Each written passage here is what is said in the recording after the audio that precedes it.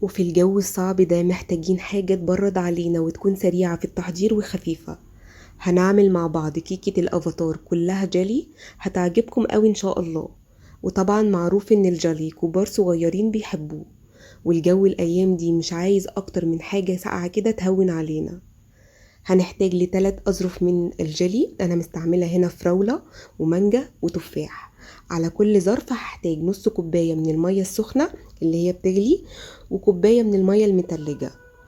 في حاجة واسعة كده هبدأ أنزل بالمية السخنة. أنا المية دي جايباها من الكاتل مباشرة، يعني بعد ما الكاتل بدأ يغلي خدت المية بتاعته على طول وبدأت في الوصفة.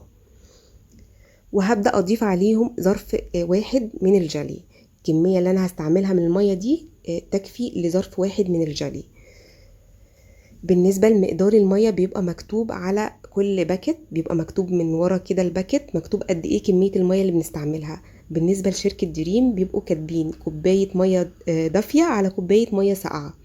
انا مستعمله هنا كوبايه ونص علشان عايزه الجلي يكون متماسك، مش عايزاه يكون مميمي. فقللت نسبه الميه، سوري، قللت نسبه الميه في الوصفه. بعد ما دوبت بقى الجلي في الميه السخنه، بدأت بعد كده اضيف بعديها الميه المتلجه. دوبت فيهم حوالي دقيقه كده. بعد كده هنجيب صينية تكون كبيرة وهصب فيها الخليط بتاع الجيلي، وهدخله التلاجة حوالي ساعتين، مش أقل من ساعتين.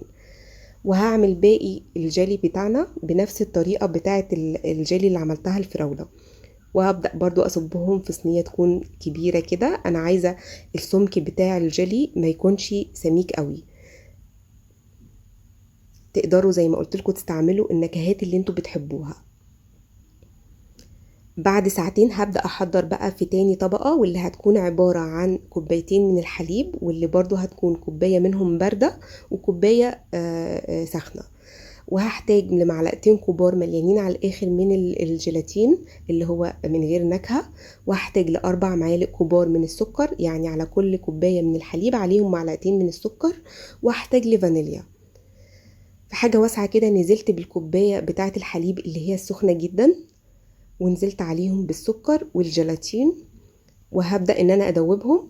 وهضيف عليهم الفانيليا. تقدروا تستعملوا فانيليا سائلة او فانيليا باودر عادية المتوافر عندكم. هي بس ميزة الفانيليا انها يعني بتشيل اي روايح من الجيلاتين، لان الجيلاتين بطبيعته ريحته مش لطيفة. لازم يبقى فيه نكهة كده بس تضيع الريحة بتاعته. هقلبهم واتأكد ان نوعا ما ان الجيلاتين داب شوية، هو مش هيدوب نهائي. بعد كده هنزل عليهم بالحليب المتلج. انا الحليب كنت حطيته في الفريزر شوية وانا ببدأ في الوصفة. وهقلبهم كويس وهركنهم بقى على جنب لغاية لما نجهز القالب اللي هنصب فيه الخليط بتاعنا. معايا هنا قالب مقاس 10 في 30. هبدأ ان انا اغلفه كده بالزيت ابطنه. لازم الحركة دي ضروري في اي قالب احنا هنستعمله، لازم نبطنه كده بالزيت علشان يبقى سهل علينا بعد ما نصب فيه الخليط ان الخليط يخرج بكل سهولة.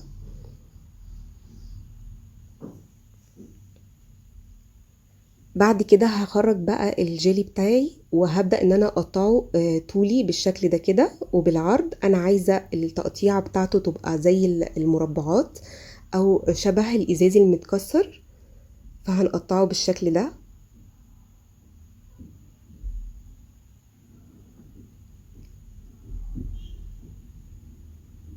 وبسباتيولا كده هبدأ ان انا اشيله بيطلع معايا بكل سهولة.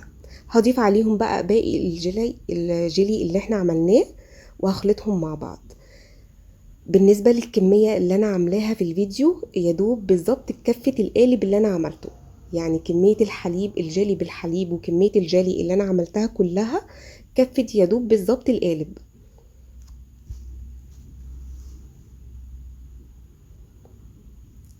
هنجيب بقى القالب اللي احنا بطلناه بالزيت وهبدأ ان انا اضيف بقى كمية الجيلي بتاعتنا ونوزعها في القالب.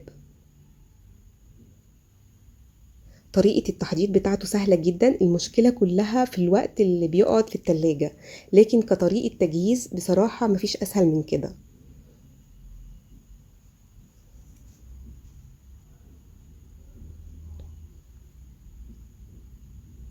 هنجيب بقى الجيلي اللي عملناه بالحليب، وهبدأ ان انا اصبه فوق الجيلي المنكه بالشكل ده كده.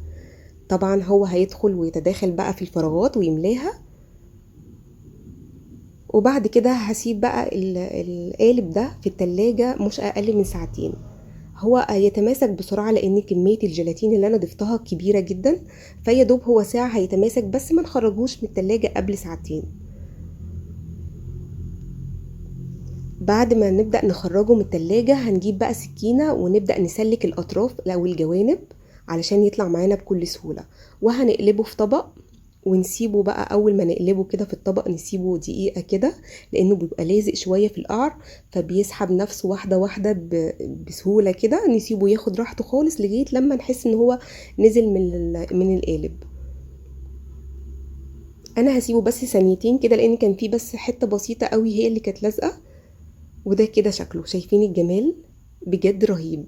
يعني ممكن نقدمه على شكله كده، او ممكن نضيف اي صوص فوقه، يعني صوص فراولة، صوص كراميل، صوص شوكولاتة، اي حاجة عندنا. هو بصراحة مش محتاج، يعني يكفي تداخل الالوان اللي فيه بجد رهيبة.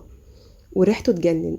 الاضافة بتاعت الفانيليا ادت لها ريحة يعني مش قادرة اوصفها لكم بصراحة. شايفين الجمال؟ اظن مفيش اسهل من كده.